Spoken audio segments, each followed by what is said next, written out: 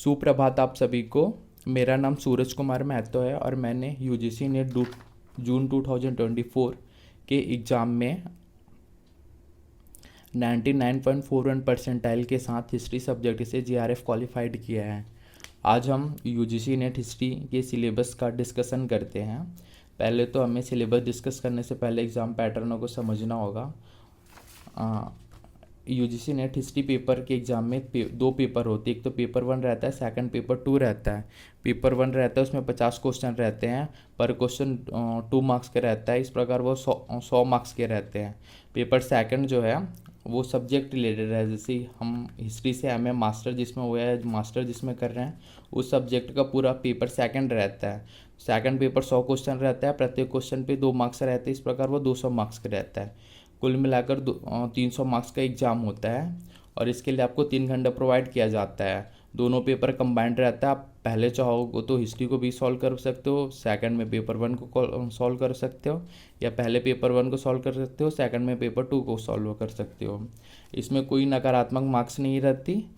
अगर आपके क्वेश्चन गलत भी होंगे तो भी आपके मार्क्स नहीं काटा जाएगा। इसलिए आपको पूरे के पूरे 150 क्वेश्चन सॉल्व करने चाहिए। मुख्य रूप से हिस्ट्री के सिलेबस को आज हम डिस्कस करने जा रहे हैं। इसमें कुल मिलाकर 10 इकाई होते हैं। 10 इकाई में 90 क्वेश्चन उसी से रहते हैं और उसके 10 क्वेश्चन गद्यांश के आते हैं। गद्यांश भी हिस्ट्री सब्जेक्ट से ही रिलेटेड रहता है। 55 क्वेश्चन के 2 गद्यांश रहते हैं और 90 क्वेश्चन प्योरली हिस्ट्री से आता है। इसमें हम हिस्ट्री को 4 सेक्शन में बांट सकते हैं, जो यूनिट 1 से लेके 10 तक है उनको। फर्स्ट सेक्शन में प्राचीन भारत आता है। प्राचीन भारत है वो इकाई 1 से इकाई 3 तक है। और सेकंड में है मध्यकालीन भारत इकाई 4 से इकाई 6 तक है। थर्ड में है आधुनिक भारत इकाई 7 से 9 तक है। और लास्ट में इतिहास लेखन मतलब हिस्टोग्राफी इकाई 10 में दिया गया है। अब हम ऑफिशियल सिलेबस को इससे डिस्कस करने लग जाते हैं। ऑफिशियल सिलेबस के स्टार्टिंग में ही कुछ की पॉइंट दिया गया है। इस की पॉइंट को पढ़ते हैं और इसके बारे में इस की पॉइंट को पढ़कर इसके बारे में या इसके अंडरस्टैंडिंग डेवलप करना है।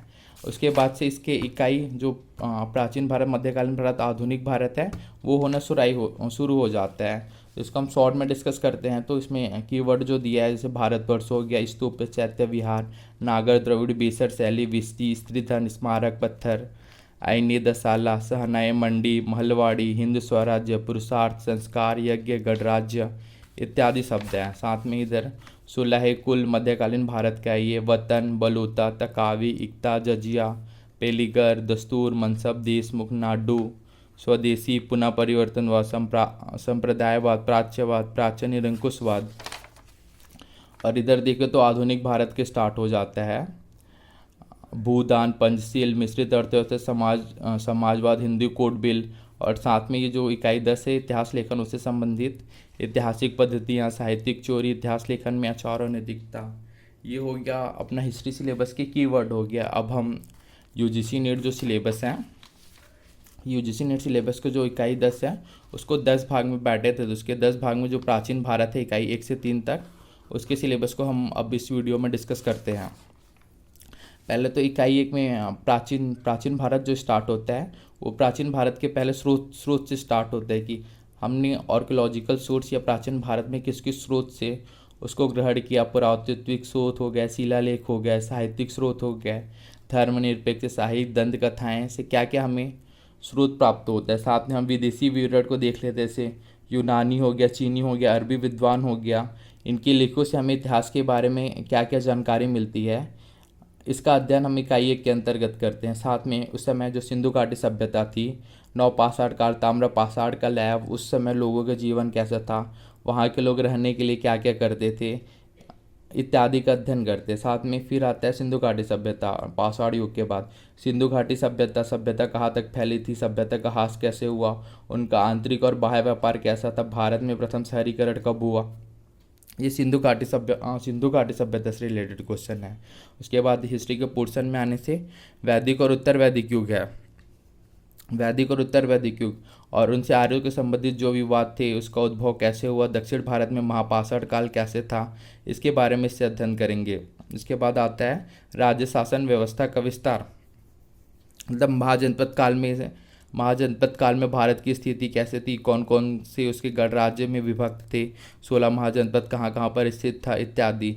साथ में 6वीं शताब्दी ईस्वी पूर्व में दीदी शरीरगढ़ का उद्भव कैसे हुआ, जैन बौद्ध और राजयोग संप्रदायों का उद्भव किस प्रकार हुआ, इससे संबंधित कौन कौन थे, इसका अध्ययन हम इस वीडियो में करेंगे। साथ में अब आ जाता है प्राचीन भारत रिलेटेड इकाई 2 में हम राज्य साम्राज्य तक में मगध साम्राज्य, सिकंदर के अधीन यूनानी आक्रमण किस प्रकार हुआ, मौर्यों की राजव्यवस्था किस प्रकार थी, समाज अर्थव्यवस्था और अशोक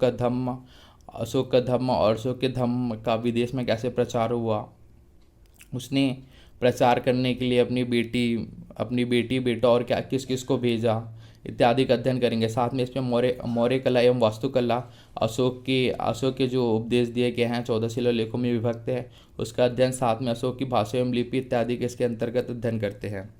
साथ में होते साम्राज्य के एवं क्षेत्रीय ताकतों का उद्भव, इसमें हम इंडो यूनानी, सूंग, सातवाहन, पुराण, शक, क्षत्रप, संगम साहित्य के प्रतिबंधित दक्षिण भारत की शासन प्रणाली और समाज इत्यादि का अध्ययन करते हैं। साथ में 2nd BCE से 2nd AD तक आने तक व्यापार, रोम जगत के साथ व्यापार, जौन धर्म, बौद्ध धर्म, खारवेल जो जैन धर्म से संबंधित था इत्यादि के बारे में अध्ययन करेंगे। साथ में हम मंदिर वास्तुकला की शैली, गंधार हो गया, मथुरा हो गया और अमरावती शैली हो गया, इसका अध्ययन करेंगे।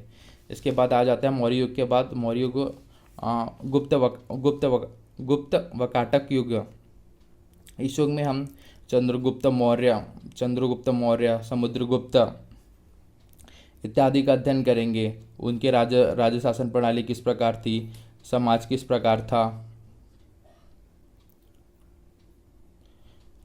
प्रकार था, भूदान आंदोलन, भू राजस्व, भू प्रणाली, गुप्तकालीन सिक्के क्या क्या थे, मंदिर स्थापत्य कला का प्रारंभ एवं पौराणिक हिंदू धर्म का उद्भव किस प्रकार हुआ, इसका अध्ययन करेंगे। फिर आता है हर्ष और उसका प्रशासन किस प्रकार था, प्रशासन और धर्म से उसके क्या क्या संबंध थे, हर्ष कौन से धर्म से संबंधित था। साथ में आंध्र प्रदेश जो कि उसकी सलायंकन एवं विष्णुकश का भी अध्ययन करेंगे।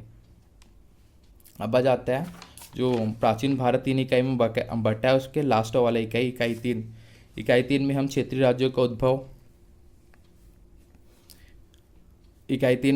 राज्यों का उद्भव की बात करते हैं, जिसमें दक्षिण के राज्य गंग, कदम, पश्चिमी और पूर्वी चालुक्य वंश, राष्ट्रकूट, कल्याणी, चालुक्य, काकती, होयसल और यादव वंश के बारे में जानकारी प्राप्त करेंगे। साथ में दक्षिण भारत के साम्राज्य पल्लव, चीर, चोल, पांड्य इत्यादि का अध्ययन करेंगे। और उस समय पूर्वी भारत के साम्राज्य में कहाँ कहाँ तक कौन कौन सा साम्राज्य फैला था और उस साम्राज्य की सीमाएं कहाँ तक थी। इसमें हो गया बंगाल के पाल सेन, कामरूप के वर्मन, उड़ीसा के भौमकार और सोमवंशी वंश हो गया।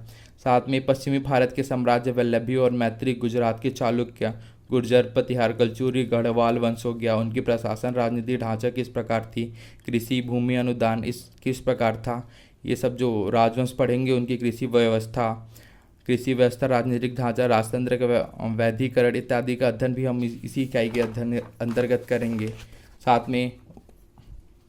साथ में वो सभी वंश के व्यापार और शहरीकरण, व्यापार का ढांचा, व्यापारिक संघ गिल्ड किस प्रकार था, दक्षिण पूर्व एशिया में उनका व्यापार किस प्रकार होता था, वैष्णववाद और शैववाद, उनके मंदिर उनके संरक्षण के स्थान, मंदिर स्थापत्य कला और क्षेत्रीय शैलियाँ के किस प्रकार विकास हुआ, इसका अध्ययन करेंगे। साथ में तमिल भक्ति आंदोलन, शंकर माधव और रामानुजाचार्य का भी हम इसके अंतर्गत अध्ययन करेंगे। समाज उसमें किस प्रकार विभक्त था, विवाह की पद्धति किस प्रकार थी, शिक्षा और शैक्षिक संस्थाएं की क्या स्थिति थी, प्रारंभिक मध्यकालीन भारत में राज्य निर्माण की चर्चाएं, सामान्य मॉडल, खंडी मॉडल और समन्वय मॉडल किस प्रकार था। साथ में अरब का आक्रमण जो हुआ था, अरब के साथ संबंध, सुलेमान, गजनवी, विजय, अलबरूनी की यात्रा का विवरण स्टार्ट करेंगे। अब इससे मध्यकालीन भारत प्रारंभ होने स्टार्ट हो जाता है। इसमें यूनिट वाइज देखें तो मध्यकालीन भारत जो है वो 4 से 6 यूनिट रहता है। इसका कुछ पोर्शन अरब के साथ संबंध, सुलेमान, गजनवी, विजय, अलबरूनी की यात्रा विवरण, ये पूर्व मध्यकालीन भारत है। इसका पूर्व मध्यकालीन भारत है, ये इकाई 3 से ही स्टार्ट हो जाता है। प्रॉपरली जो मध्यकालीन भारत रहता है वो इकाई 4 से इकाई 6 तक है, जिसको हम आगे डिस्कस करते हैं। वह मध्यकालीन भारतीय इतिहास के शोध, मध्यकाल के क्या क्या स्रोत थे, पुरातत्व एवं मुद्रा शास्त्रीय शोध, फारसी, संस्कृत और क्षेत्रीय भाषा में जो हमें ज्ञान जो हमें सोर्सेस मिलते हैं, फरमान, बहिया, पोथिया, आक्र, ये जो मराठा साम्राज्य से संबंधित है। विदेशी यात्रा है और विदेशी यात्री जो आए और उन्हें क्या क्या वृत्तांत प्राप्त होते हैं, उसके अध्ययन करके हम मध्यकालीन भारत के इतिहास की शोध के रूप में जान सकते हैं। साथ में आता है दिल्ली सल्तनत। दिल्ली सल्तनत में कौन कौन से वंश ने शासक किया? मुख्य रूप से उसमें दिल्ली सल्तनत में जो 5 वंश शासक किए थे, गोरी पहले आया था, फिर उसके बाद गुलाम वंश की स्थापना हुई। खिलजी हो गया, तुगलक हो गया, सैयद हो गया, लोगी हो गया। तुर्क किस प्रकार भारत में आए थे, इसके बारे में हम इसमें डिस्कस करेंगे। साथ में ये जानेंगे दिल्ली सल्तनत का ह्रास किस प्रकार हो गया। साथ में मुगल साम्राज्य के 5 प्रमुख राजा थे, उन्होंने किस प्रकार भारत में आया, भारत की सत्ता को सुदृढ़ किया। साथ में जो उत्तरकालीन मुगल शासक है, जो बहादुर शाह प्रथम से स्टार्ट होता है और बहादुर शाह जफर पे जाकर ख़त्म होता है, उसके बारे में अध्ययन करेंगे। साथ में मुगल साम्राज्य का विघटन जो बहादुर शाह जफर द्वितीय के समय हो गया था 1857 की क्रांति में, उस संबंधित अध्ययन करेंगे। साथ में मध्यकालीन भारत का जो दक्षिण भारत का क्षेत्रीय राजवंश था, विजयनगर, बम्हनी, उसका अध्ययन करेंगे। साथ में दक्षिण में जो सल्तनत था, बीजापुर, गोलकुंडा, बरार, बीदर, अहमदनगर इत्यादि का अध्ययन, किस प्रकार उसने जन्म लिया और कौन कौन से युद्ध करके उसकी ह्रास हो गया। साथ में पूर्वी गंज और उड़ीसा के सूर्यवंशी गजपति शासकों का अध्ययन करेंगे। साथ में मराठा साम्राज्य जिसकी शिवाजी ने नींव रखी थी, उसने स्वराज्य की स्थापना कैसे की, उसके पेशवाओं का शासन और मुगल मराठा संबंध किस प्रकार होगा, ये इकाई 4 के अंतर्गत अध्ययन करेंगे। साथ में जो इकाई 4 में राजवंश बताए गए हैं, इकाई 5 के अंतर्गत उनकी प्रशासन और अर्थव्यवस्था क्या थी। सल्तनत के समय प्रशासन, समय का स्वरूप, धर्मतंत्र इसके केंद्रीय, उनके प्रशासन किस प्रकार था। शेरशाह ने जो प्रशासनिक सुधार किया वह किस प्रकार था। दक्षिण भारत में जो प्रशासनिक प्रणाली थी, विजयनगर साम्राज्य, बम्हनी साम्राज्य और मराठा प्रशासन हो गया। मराठा प्रशासन का जो प्रमुख अश्वप्रधान था, उसमें कौन कौन से विभाग थे, उसके मुखिया कौन कौन थे, इसका अध्ययन करेंगे। साथ में दिल्ली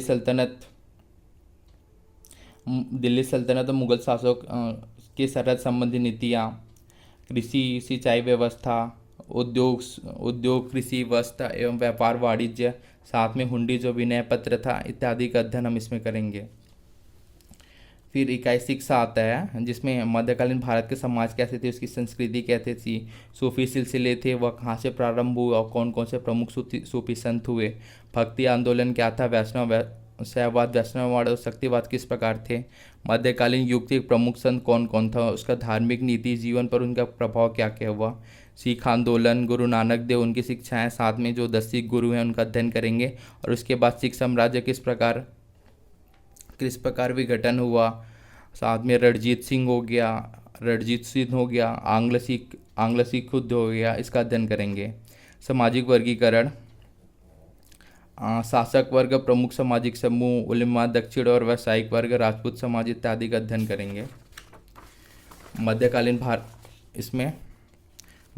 भारत में स्त्रियों की स्थिति कैसे थी, देवदासी प्रथा किस प्रकार था, ललित कलाएं, चित्रकला की प्रमुख शैलियाँ, राजस्थान पहाड़ी गढ़वाली किस प्रकार थी, इंडो इस्लामिक वास्तुकला, मुगल मराठा दुर्ग पूजा गृह और मंदिर, क्या क्या वास्तुकला की चीज़ें मुगल शासक ने बनाई, इसका अध्ययन हम इकाई 6 के अंतर्गत करेंगे। अब इकाई 7 स्टार्ट हो जाता है। इकाई 7 से जो नव है वो आधुनिक भारत के अंतर्गत आता है। अब इसमें हम आधुनिक भारत के सिलेबस को डिस्कस करते हैं। इकाई 7 जो है वो आधुनिक भारत की स्रोत, जो अभिलेख से हमें जानकारी मिलती है, समाचार हो गया, साहित्य लेखन हो गया, चित्रकारी हो गया, सिक्के, हमें आधुनिक भारत के कहाँ से सोर्स मिलते हैं उसकी जानकारी होती है। साथ में उस समय ब्रिटिश सत्ता का उत्थान किस प्रकार हुआ, किस प्रकार यूरोपीय व्यापारी, पुर्तगाली, डच, फ्रांसीसी और ब्रिटिश भारत में आए और अपने प्रशासन की स्थापना की। ब्रिटिश आधिपत्य क्षेत्र डोमिनियन की किस प्रकार ब्रिटिशर ने भारत में आकर अपने डोमिनियन की स्थापना की, उसका अध्ययन करेंगे। और ब्रिटिशरों के भारत के राज्यों के साथ संबंध, बंगाल, अवध, हैदराबाद, मैसूर, कर्नाटक और पंजाब के साथ अध्ययन करेंगे। 1857 का विद्रोह कैसे हुआ और किस प्रकार हुआ, उसका ताज पर किस प्रकार इफेक्ट पड़ा। साथ में जो ईस्ट इंडिया कंपनी आई थी उसकी नीति 1773 से 1858 तक किस प्रकार थी, उसका अध्ययन करेंगे। कंपनी के शासनकाल में सर्वोच्च सत्ता कैसी थी, उनका प्रशासन कैसे था, न्यायतंत्र, पुलिस, सेना इत्यादि का अध्ययन करेंगे। साथ में जो संवैधानिक परिवर्तन हुए मार्लिया-मिंटो सुधार से 1935 के अधिनियम तक, उसका अध्ययन करेंगे। इकाई 8 में उपनिवेशवादी अर्थव्यवस्था का अध्ययन करेंगे। साथ में कृषि का विस्तार किस प्रकार था, भू अधिकार, भू बंदोबस्त, ग्रामीण निर्गस्ता, भूमिहीन श्रम, सिंचाई, नहर व्यवस्था इत्यादि का अध्ययन करते हैं इसमें।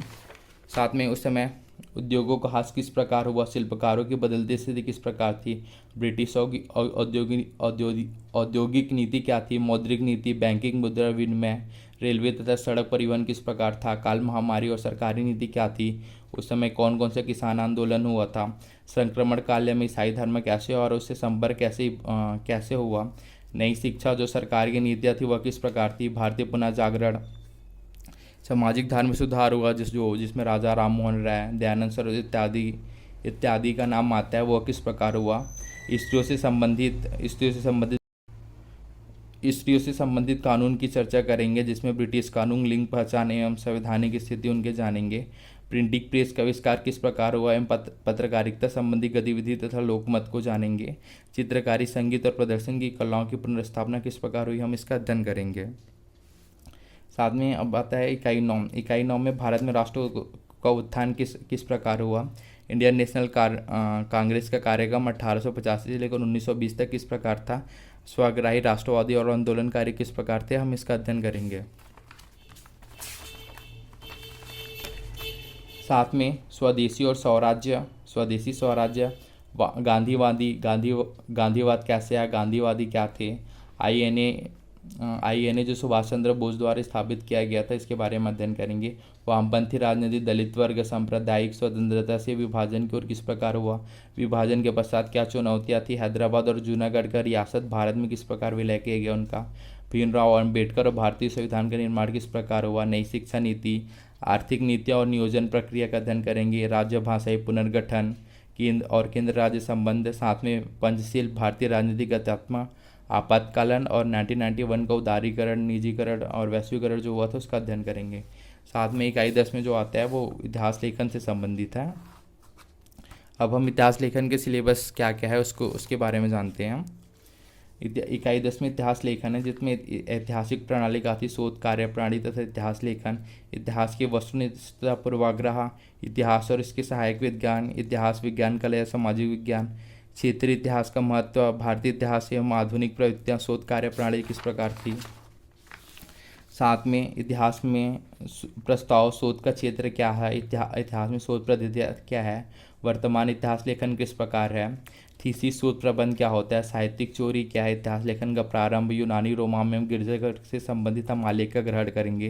इतिहास लेखन में बर्लिन क्रांति हो गया, मार्क्सवादी दर्शन हो गया, चक्री सिद्धांत हो गया, प्रत्युत्तर सिद्धांत हो गया, इत्यादि से संबंधित घटनाओं या उनकी वो किस प्रकार घटित हुई उस समय साम्राज्य में और उससे संबंधित कौन कौन थे इत्यादि का अध्ययन हम इस सिलेबस के अंतर्गत करेंगे। इस प्रकार यह यूजीसी नेट का पूरा सिलेबस हुआ जिसमें कुछ शब्दावलियों के साथ स्टार्ट होकर हुआ। इकाई 1 से लेकर इकाई 10 तक का यह सिलेबस है, जिसमें 1 से 3 प्राचीन काल, 4, 5, 6 मध्यकाल, 7, 8, 9 आधुनिक काल और 10 जो है वो इतिहास लेखन से संबंधित है। Thank you so much.